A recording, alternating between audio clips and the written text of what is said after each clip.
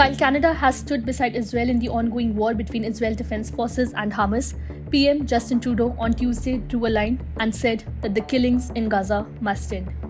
In his sharpest criticism of Israel since the beginning of its war against Palestinian militant group Hamas, which broke out over a month ago, Trudeau said that Israel must stop this killing of women, of children, of babies in Gaza.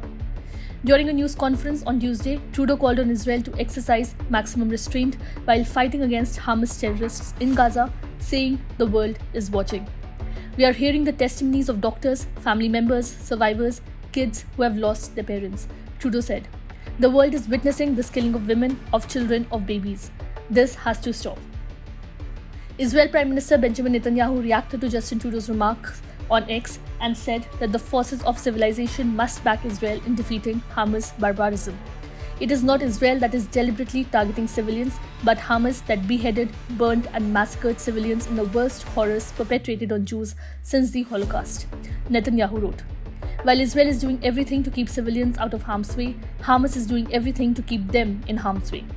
Israel provides civilians in Gaza humanitarian corridors and safe zones. Hamas prevents them from leaving at gunpoint, Netanyahu wrote. Trudeau's statement on Tuesday came with an appeal to the government of Israel.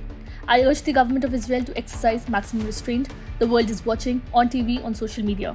We are hearing the testimonies of doctors, family members, survivors, kids who have lost their parents, Trudeau said.